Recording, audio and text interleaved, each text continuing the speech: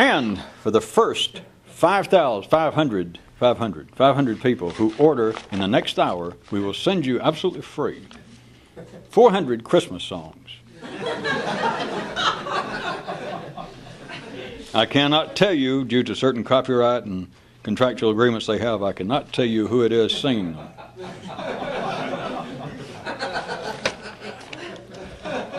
Of course, the man over here said, if it's Christmas song, who the hell cares anyway? Don't be a sore head, sir. Some people just can't get in the festive spirit. Here we go. As you know, what we're trying to do is pick up a few. We have people here in the studio, in the studio audience, that up here on our billboard is flash the number of the page, and they write it down if they'd like to hear an additional comment, and then I humbly try and make some additional comment as per the authorization of Kyroots. And Kyroots said, man's ordinary thinking produces blueprints for blueprints. I happen to know, again, that Kyroots considered making this more complex, a bit more fat meat. But consider, I'm sure some of you already have the idea of the primary and the physical world. To begin with, that kind of basic world that we've been meaning by the primary is not going to be talking anyway. So we're talking about the secondary world. But consider, everyone else believes, life makes them believe, even to the fact of people fighting, killing one another, and all that other good sports, that the words themselves are important. Literally, that people will die fighting. Turn around and say, I don't like the way you said Albania. I'm from Albania. I am a Catholic. Who are you? Kyroots says, man's ordinary thinking produces blueprints for blueprints. What if you could see that in a certain way it's necessary with ordinary people? And when I say necessary, you all know history and current events as well as I do. People are dying right now over apparent, serious, religious, political, economic, personal. I mean, get away from politics. Get on the personal level. The good old roofers over in Alabama right now doing something. Forget, you start worrying about a capitalist and a Marxist getting in a fight over in the Ukraine right now. That's, it's kind of iffy. Get down to a more serious level. You see two roofers in a bar right outside of Montgomery. One of them says, what the hell are you looking at? Now we're down to serious philosophical disputes. Don't lose your place. Don't lose your... We're just on page 2. We're the first one. Consider, everyone else believes, as they're supposed to, that there is an immediacy to the conflicts, the turmoils, the vexations, the philosophical disputes that drive the secondary world, that drive the civilized world. But what if everyone stays, no matter what they think, but that everyone literally, physically, chemically, electrically stays one step removed, that you can't get any closer? Back to the Kyroots. He says that man's ordinary thinking produces blueprints for blueprints. Taking blueprints in the widest possible sense, of course, you would think, well, people are fighting over blueprints. You know, one group is hollering out Bosnia, and the one's hollering out, we're Serbs, or I'm Catholic. Somebody hollering out, I'm Protestant, or I'm Muslim, and I'm Jewish, and that's the blueprint. And seems to stir up, at the very least, some very unsavory conflicts throughout history. But what if, one of the reasons it can't be explained from certain views, if you're outside the conflict, and you think, well, Jesus, what in the hell are they getting all upset over some religious idea, or whatever it is, or a ball game? What if you have no choice, that they are never fighting over the blueprint, that they can't even get to it, that thought, which is what all religion, all institutions, everything that the humanity now experiences over and above that, which our friends the beavers and the elk do. What if it is all not blueprints and it's not immediate, that the closest you can come is always one step away, that is, at best, Pulitzers, Nobels, Alabama Roofer Awards. What they're doing when they read out their papers or when they're given this recognition, it is not for what they did, it was for the plans to do what they said they did. All right? Man's ordinary thinking produces blueprints for blueprints. Not blueprints, not plans, blueprints for blueprints. No, we're not going to sing any Christmas thing. He's still hot about that.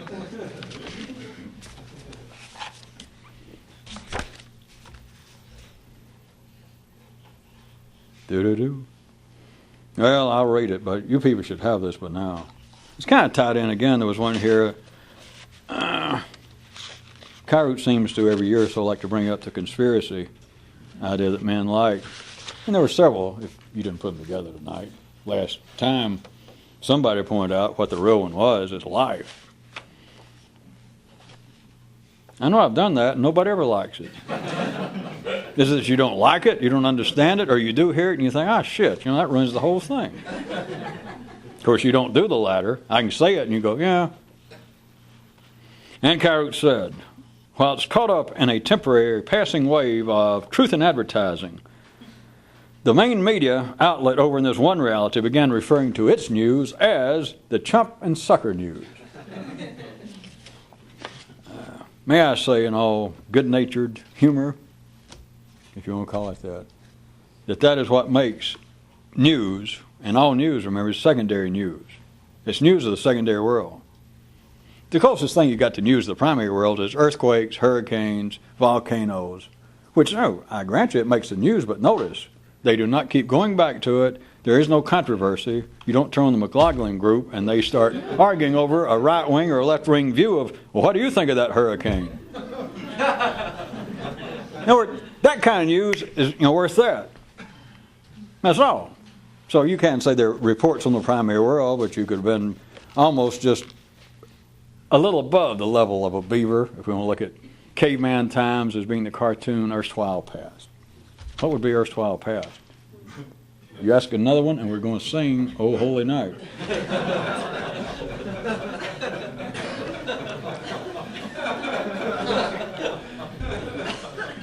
At any rate, primary reports do not constitute the news.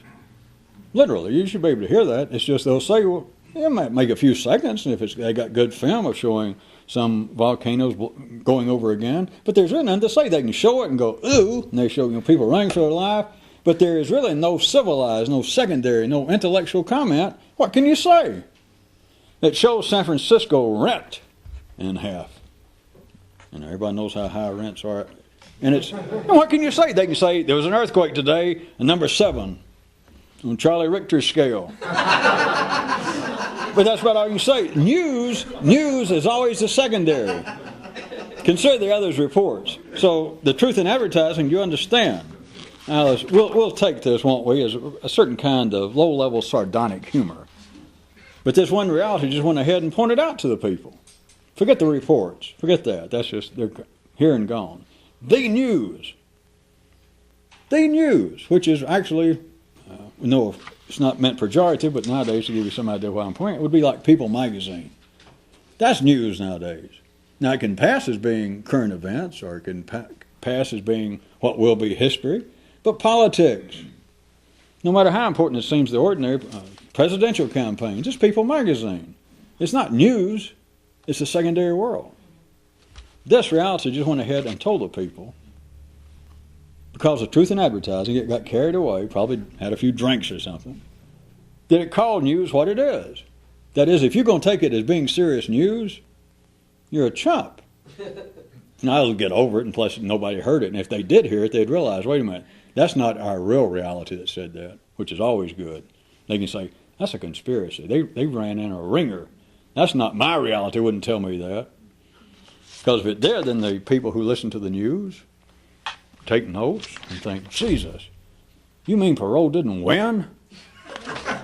Do you mean that the Catholic Church is going to again turn their back on whatever it is, and there's people taking it serious, and they suddenly hear in some fit, or, their local reality got overheated and went, if you take any of this serious, you're a chump. You can't do that. Well, you can do it if you can make, good hand gestures. But other than that, and don't try that at home, you have to study.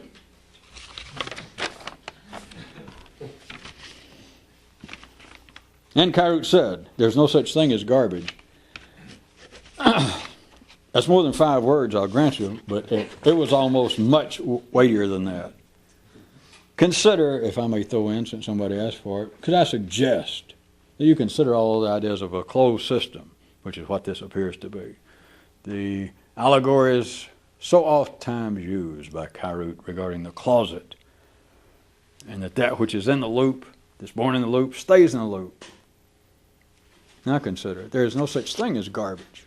But everybody believes there is. That's part of what the news, that's part of what the conflict, that is part of what the struggles, as they call it, in the secondary world is about. To produce what seems to be garbage, because if there's a battle over here and the Azerbaijans wipe out the Armenians, a group of them over here, what are they? They're garbage, as they should have been. And if you're a bit more pseudo-sophisticated and civilized, you would say, well, the garbage is being able to put down their wrong nationalistic tendencies. I don't mean to make that too complex. If a group of Muslims wipe out a group of Jews somewhere, it's not just physically that the Jews, the physical bodies become trash and garbage, it's that they have trashed their ideas, that we no longer have to hear conflicting ideas. Where'd they go? Of course, ordinary people don't care where they go. They think, well, you're nuts. There's no such thing as garbage. Well, you remember, life does not. Local relative never has to tell the children as they go off to picnic, don't forget to pack your feet. You know that. There's no such thing as garbage, except everyone, that is part of what seems to be the struggle between ideas in the secondary world, is to produce garbage. You know, the Democrats, who are circa the election time in 92 here in this part of the world, we just elected a new president, and so we can say the Democrats trashed, they turned the Republican parties at that level into garbage. Except for this. And the obvious. You look around, well, they didn't actually go away. Not just physically. But if you try to drag it up a little bit higher to what appears to be the philosophical realm of ideas and conflict, and one idea seems to overcome another one, that a group of people decide, yes, all right, we'll become a free market people as opposed to a controlled economy as we have suffered through before. And everybody can look around and say, well, we don't see any people here at the left who are promoting the idea of a controlled, direct, planned economy. We have one, except for this. You know the rest, don't you? The world is full of, history is full of 2-bit truisms. I don't have to add to it, do I? I can certainly do so, but you know them. What goes around comes around. There's nothing new under the sun. What? You again? There's no such thing as garbage.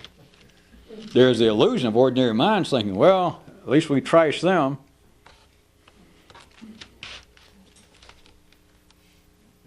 That was a dramatic pause. Well, it was 2 things. It was actually 3. It was a dramatic pause, plus I had to see if my zipper was closed. And third, I had to think, what will I say next?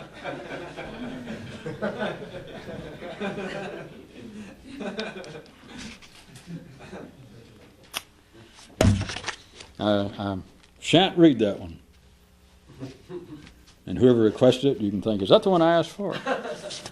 And if so, you can take it personally if you are an idiot. Don't raise your hands. We're not asking for volunteers. We have one up here, the man who wants to hear the Christmas song.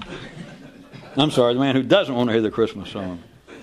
And Kyroots said, cliches are life's neural way of saying, okay, go ahead, punch me in the nose. Huh? Except for this, life runs off such nosebleeds. I know we've hit this once or twice before, but consider, because I know all of you have not extracted the full juice. The idea at the ordinary level, and for you people out there in TV land, this is not an attack on individuals, society, it's not an attack on anybody, it's why this sounds like a foreign language sometimes. Consider at the ordinary level, ordinary people, to be fashionable. To be fashionable, what do? Well, you have to see what everybody else is doing, or at least some group, that is, the group that you consider fashionable, and dress like them. Then you're a trendsetter. Think about it. It's not irony. Captain Irony does not get in here when I'm talking. It's only on paper, Kyroots. It's not irony. How else can you be fashionable? Of course, you could be absolutely original in some way, whatever that would be for the time and place. But are you going to be fashionable? Not hardly. The fashionable people think, get that man out of here. Or that woman, you know, it's a bag person. They're deranged. What the hell is that? Now, I always thought that was the easy one. How about intellectually? The world of ideas.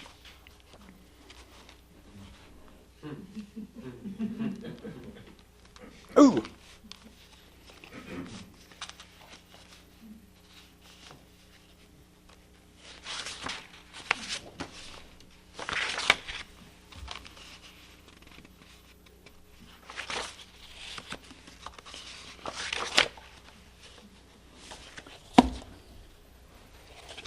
Two minutes.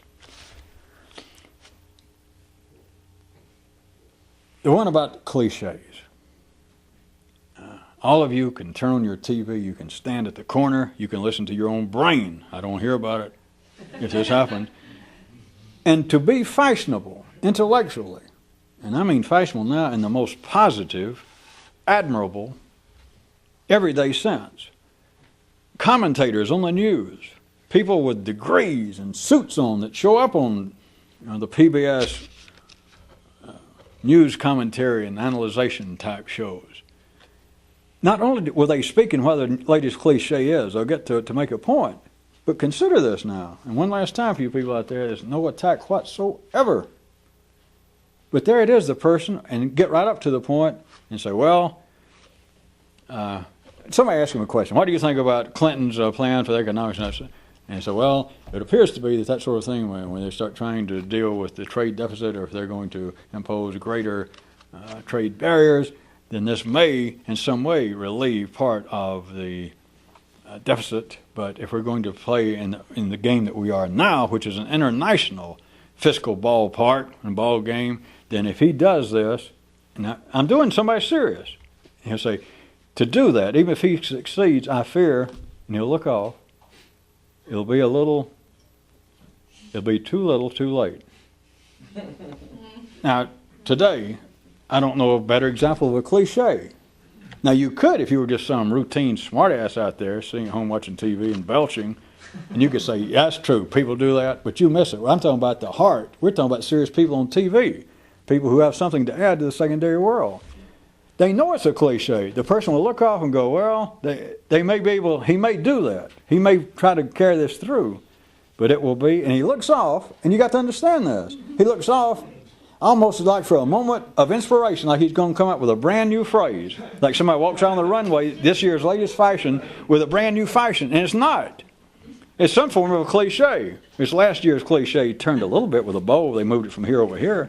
The guy says, all right, even if he pulls this off, it's going to be, and he looks off, and he knows all this in a way. That is, life knows it, because life knows what it takes to keep things stable and predictable.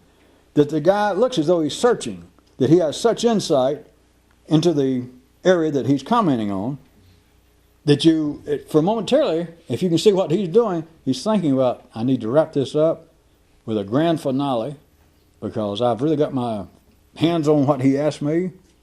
You know, my little job's at stake, my column next week, keeping me here on. Even if he pulls this off, and it's like the rest of the panelists, the people on the show, the rest of his brain, of course, is going, yes. Even if he pulls this off, yes. It's like a moment of inspiration, except he knows. He's not an idiot. He knows it's a cliche, but the cliche now is the wisdom. Not an attack on the cliche. The point is, it's predictable, non-nourishing, non-fresh, yesterday's thought, and yet it passes. And they're not wrong. It passes for fresh insight simultaneously. Do you follow? It's why I keep bringing this up, because I just know that you're not getting all the great juice, even when I talk about fashion. Because the person knows this is a cliche, that it's trite. It has been chewed to the point it's meaningless. Aha! And that's the fitting climax. He may do it, but even if he does, it's going to be too little too late. And then I'll go, God Almighty. Yeah. The vacuous thought. Sugar. And everybody knows has no value, let's say. Non-existent food. And yet everybody goes, my, my. Of course, you've always got this question. What choice do they have? Good night. It is over. Well, you're running the audio? Who all this time? Oregon, Canada, all right. Arizona and everybody. California, Florida, Philadelphia, Germany.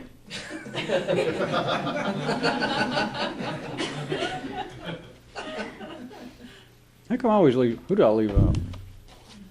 Well, hey there to the Buford Pusser family singers.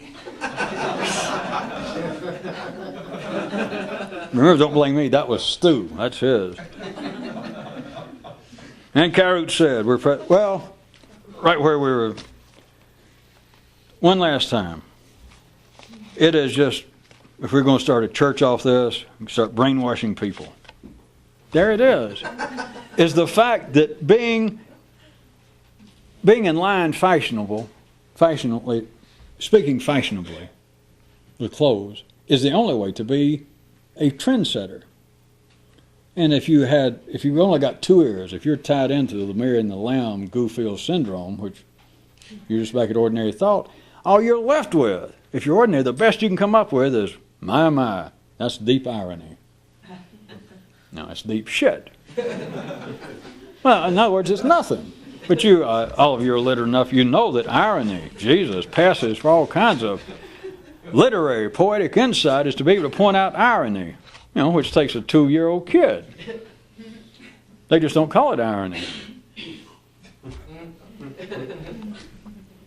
But when you get into the area of ordinary thinking, and even into the secondary areas that seem to be extraordinary, which is why I was trying to point out about commentators and famous people, they speak when they want to do their best. And they know this. If you stop and point out, and you went, it's why I was going throughout dramatics, if somebody says, they get to the climax of their sentence and go, well, what it is, even if a man pulls this off, even if he's allowed to try and implement this program, it's like search for a way to really come up with something original. And what does he do? He comes up with an up-to-date cliche, except to say up-to-date cliches, they can hang around longer than high-top shoes can stay in fashion.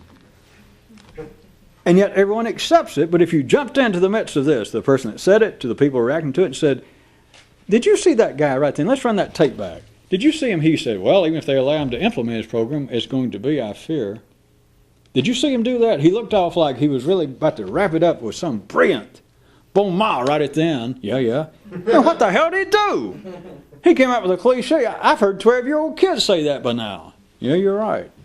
And of course, they wouldn't make anything out of it. They'd think, well, you're just being a smart ass. Or they'd think, are you actually Captain Irony dressed up in your Clark Clint clothes? This is the beginning of... All right, I'll let you go. Check with Buford.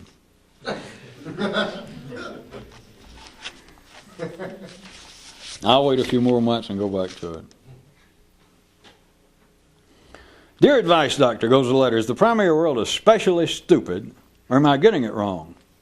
And the doctor says, Dear sir, not stupid. That's not the word. But now listen. I know this went by. It sounds... This primary world, he says, not stupid, but so quiet as to seem so intelligent that it frightens man and makes him believe that it's dumb just to protect himself. What do you always say bad-mouthing? The primary world. People don't use the term, but what? The baser instincts of man. In fact, the more civilized, the more secondarily upright you are, the safer you are, the more it's expected that you're sitting around, that you're or standing around, if you're able, at a cocktail party, amongst people on TV, Nobel Prize winners, people with darn near a high school education. And they're discussing, well, this neighborhood used to be pretty nice, but do you realize that only 2 blocks from here, a woman was stabbed the other night, their house was broken into? And people feel safe I don't mean picking out some particular group or some person, but just on to condemn, to bewail, to bemoan. Well, it just shows, Professor so-and-so, it just shows that here we are standing here dressed up, drinking perfectly good imported gin, here in this nice house, and yet in our own neighborhood, not a few blocks away, in our country, 1992, there are people that are still so uncivilized, I don't know, taking dope or they just no education, that will just come up to somebody and just stab them or grab their money or break in their house. Everyone is safe. Not now, but all the way from now back to 5,000 years ago, as far as you know, recorded history, decrying the lack of civility, civilization, and civilizing influence on certain people on the planet. That's always safe. So this guy asks, is the primary world stupid? Which he's asking, is there that side of man? And the doctor says, don't call it stupid. I'm speaking for the doctor. He understands what the guy is asking. He says, no, not stupid. Contrary, as a matter of fact, that the primary world, at its nonverbal level, the primary world is so intelligent, which compared to talking, anything that's silent, intelligent, is why you have certain heroes throughout history, the taciturn, non-speaking hero that people like.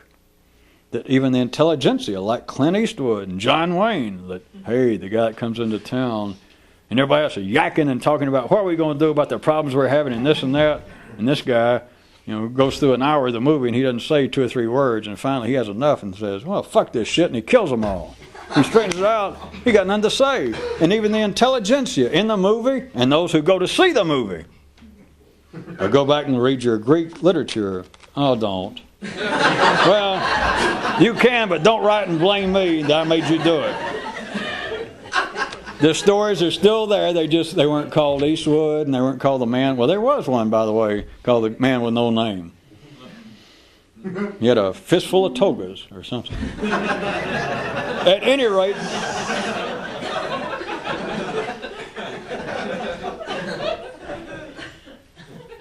at least I didn't say shekels and then go into a certain comedian who used to work the Vegas Strip. But there is, as convoluted as that was, you all know this, I pointed this out before, that there is built in, forget the particular people, I just picked out somebody you knew, the John Waynes, and etc., but history, the tales of chivalry. Anyway, the history all over the world, Zen stories, religious stories, are full of people who come in and are confronted by some problem. We're talking about secondary, not a bad report, not a hurricane, not a volcano.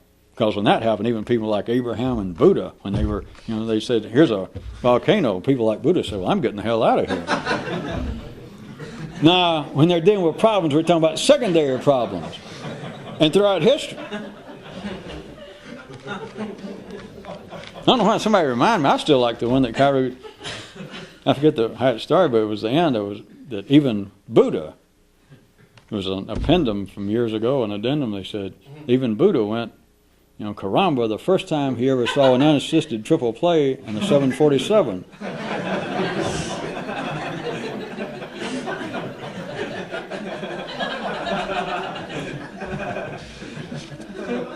Somebody had the nerve to write in and want to know how in the world this guy Kyroots could say that even somebody wrote, why in the world did they have Buddha saying Karamba? How the hell would he even know that?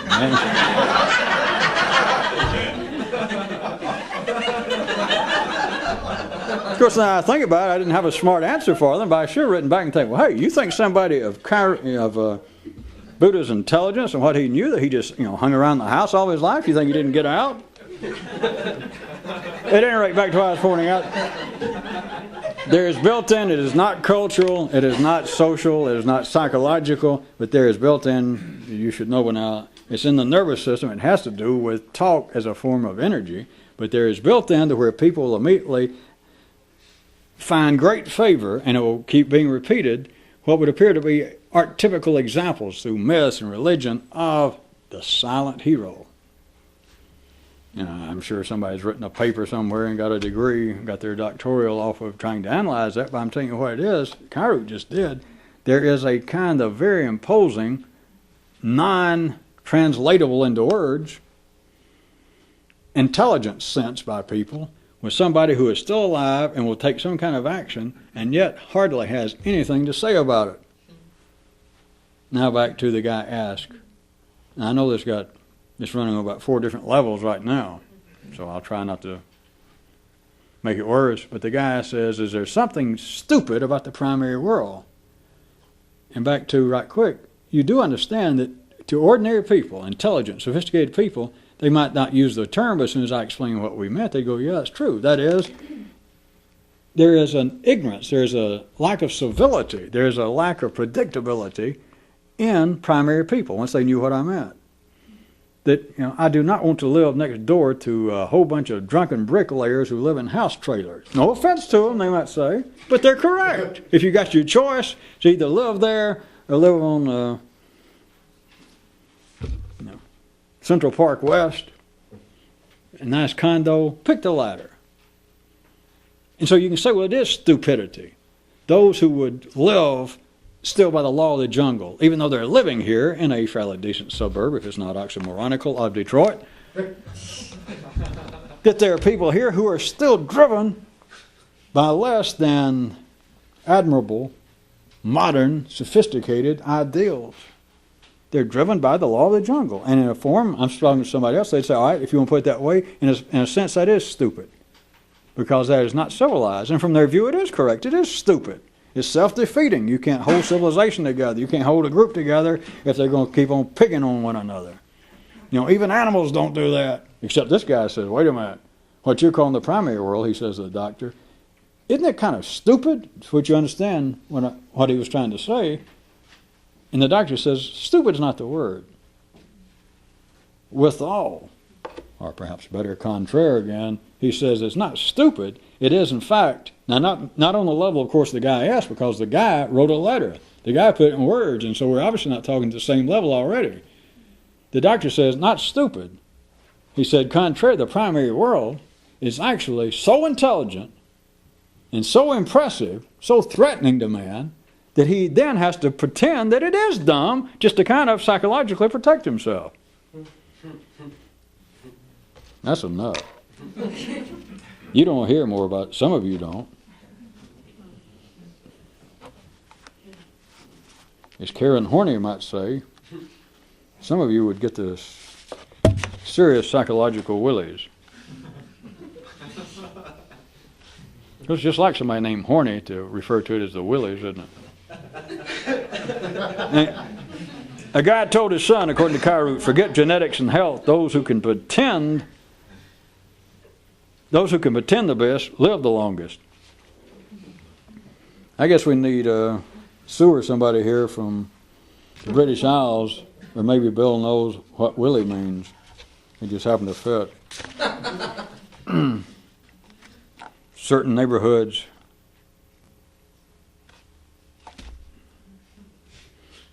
I don't know whether you find it in an American dictionary, but it's slang in England. The willies is not just having, the heebie-jeebies or being emotionally upset. A willie is also a noun, an object. Amongst certain neighborhoods in our mother country.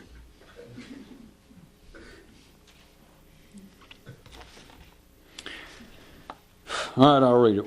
And Kyroots said, one guy made fun of other people, but his explanation was that many of them were so much like him that they didn't deserve any better. It's nice to get to the self-explanatory ones right at the end, isn't it? Well, let's see, one last one here is requested.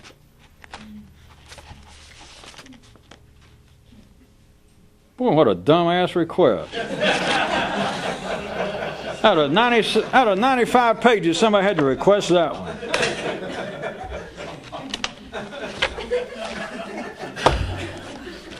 It's always nice to leave on an encouraging note, isn't it?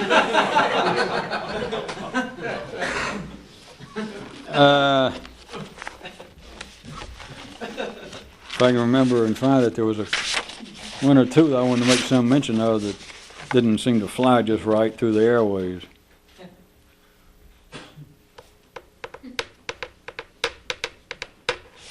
Okay.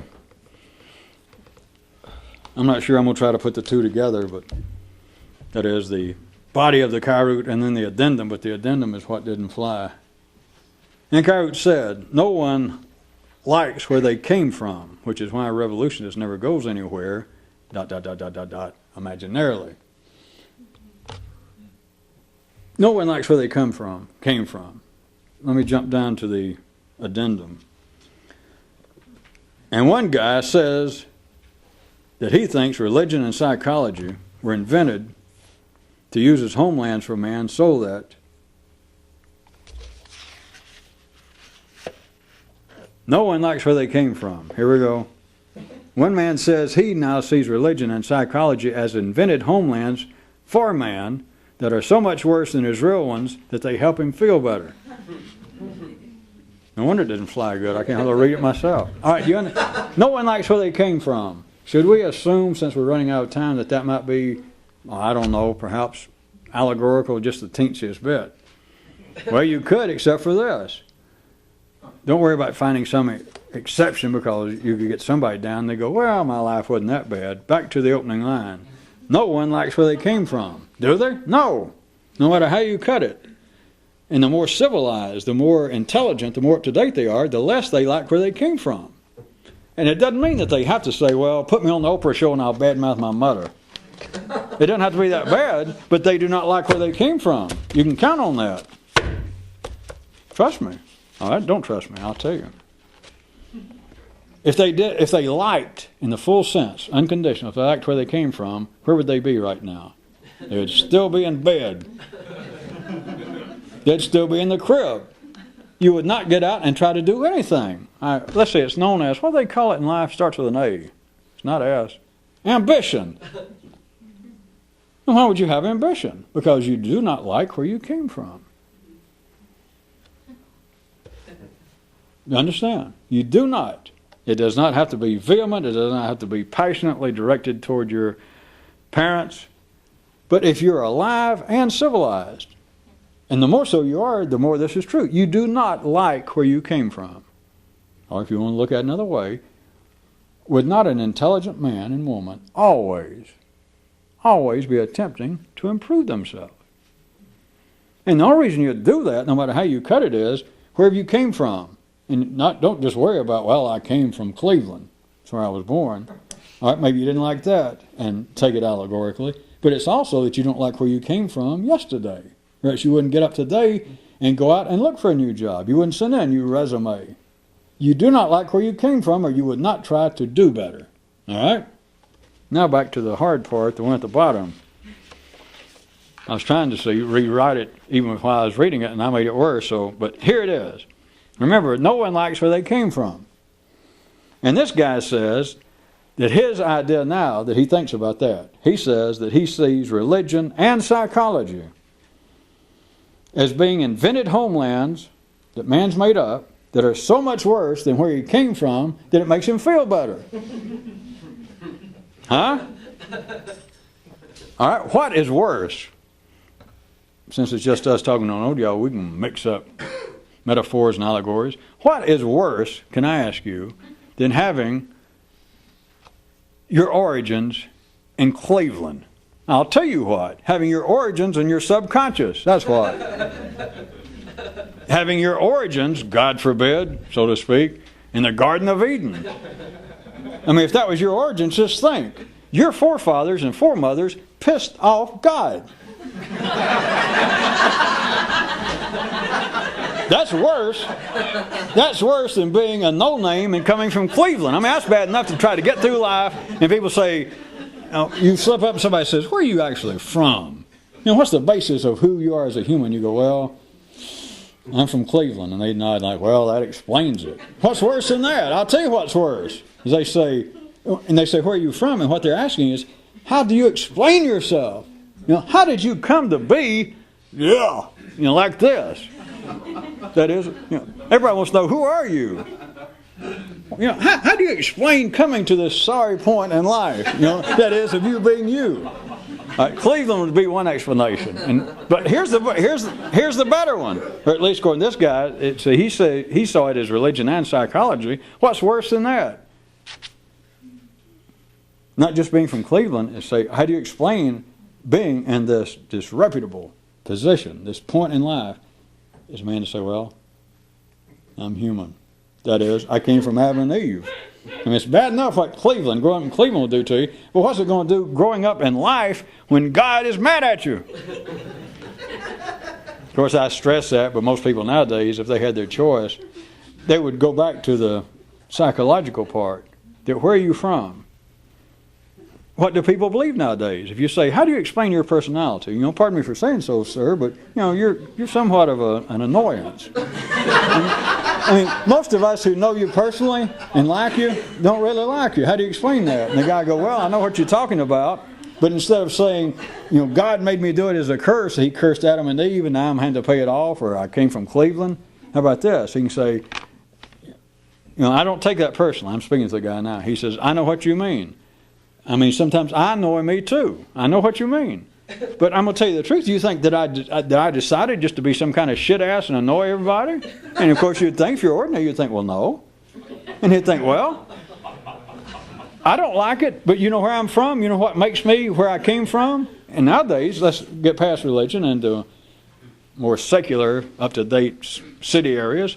The man says, where I came from is the subconscious traumas that I suffered as a child.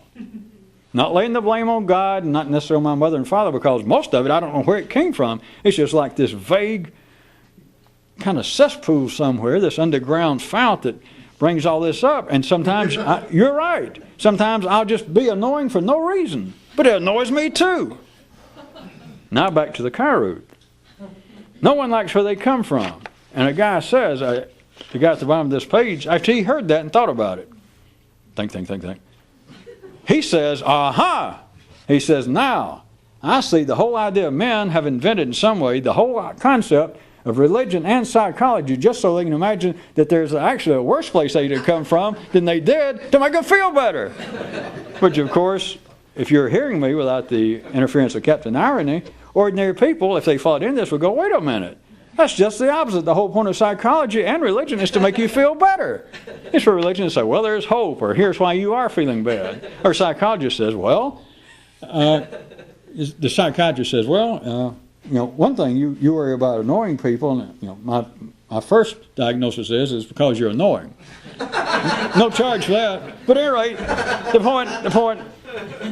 point that ordinary people would say that this is wrong, just absolutely diametrically incorrect, is that psychology is there to help people. That a psychiatrist would say, all right, you say that your friends and neighbors, I don't have an opinion, that's why I get the big bucks. I don't have an opinion, but you say that your friends and neighbors think that you are very annoying. All right, if they think that, I can tell you this right now. I mean, if you look on the wall, I did not get those degrees in a box of Cracker Jacks. I spent years and big money getting through those schools, and I can tell you right now, if you are as annoying as you say that they say you are, let me ask you this. Did you just get up one day and thought, well, I'll just annoy the hell out of everybody? And of course the guy goes, no. And the psychiatrist goes, no. Well, I knew that. Something made you do it. It's where you came from. And then the guy, if he had heard this Kyroot, he'd go, that's true. And he'd go, bad where I came from. Bad where I came from. That no one likes where they came from. But as opposed to ordinary people think, well, the human institutions, if they were following some of this, and I'm speaking for them again now, they say, well, wait a minute, you're right. People do not like being driven, if they were religious, being driven by past sins from gods, and Zeus got drunk and, you know, made us all act weird. Either that, or I am now less than satisfied with life. I do not necessarily look after my own best interests at all times, but not because I'm an idiot, not because I am wanting to commit psychological or literal suicide. It's because of unconscious motivations and traumas I've suffered. And so you'd immediately think, well, hey, that is the whole point of religion and psychology, is to make people feel better and help them out of it. According to Kyroots, wrong! There's a little drama there. This guy in the Kyroots story says he now realizes that the whole point is not diametrically opposed, of course, but he says he sees now religion and psychology is like men inventing, like the idea of a God and a curse, or the unconscious, the subconscious, of men inventing, just concocting two possible worse places to be from than's ever possible, and therefore you feel better. Huh? Well, if you're ordinary, not everybody's got some ordinariness left, what would make you feel better than thinking, well, all right, here I am. I'm 30, 40 years old. And I've done a lot of weird things, blah, blah, blah, and I know I can't seem to keep a relationship. Women hate me, or men hate me, or my family doesn't like me. I keep losing jobs. I'll just run off with the mouth. I'll turn around to somebody and insult them and defeat my own best interest. But it could be worse. Except at the ordinary level, they think it could be better, and they take religions, they take all human institutions as being a positive message. This guy points out, he says that since everyone dislikes where they came from, if they're alive and sane and ordinary, then he says, he thought about it a second and says that that's the whole point of religion and psychology, and I could say other things, but that about covers it, the spectrum, that the whole idea of inventing that is then a man can think, well, Jesus, there could be worse places to be from, and therefore he feels better. Tolerable? Tolerable? Well, there was one more that I wanted to say something about. If I find it.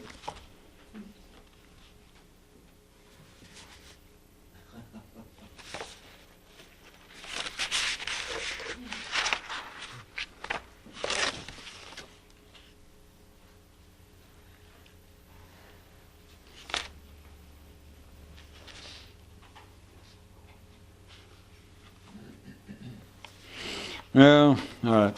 I'm going to read this one I was going to say something about. But it was over in another universe, a sister universe according to Kyroots. And it was slightly different in that the creatures over there, similar to us though, but could live without food for a month, water for without a day, but they would die within seconds, within minutes, without metaphors. And the first addendum is, yes, the mind must be fed. And the second addendum, in a question and answer dialogue, how can you tell a revolutionist? The other guy says, how? He says, he's the guy who doesn't eat where everyone else eats. I don't guess that needs another comment, Doug. Consider is always the good, fast Kyroots, especially the ones that are 5 words or less. No conditions, no way out, just dogmatic is absolute hell. I mean, some of them make, some of these comments would make some of the official proclamations by Mussolini or Papa Joe Stalin sound, rather lackadaisical and open to some interpretation, like, well, everybody go out there and grow 4,000 more pounds of beets this year than you did last year. And, if you can't, we'll talk about, we'll discuss it later as to what we might do.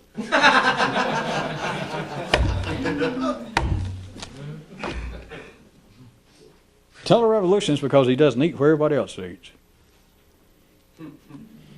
If you're trying to interpret a good fascist dogmatic statement in politics or religion or anywhere else, you go, well, that's not true. Because you doesn't say, well, where it is everybody else is eating, because everybody else right now is peers or the contemporaries, the society, the time and place in which he is now alive. They might be eating at the best possible place. Give me a break. The collective's always eating at the best possible place. Yeah, but you're not sure where it is. What are you, deaf? I'm playing both parts. Kyroots said, wherever they're eating, he doesn't eat there. Yeah, but, what if it's are you deaf?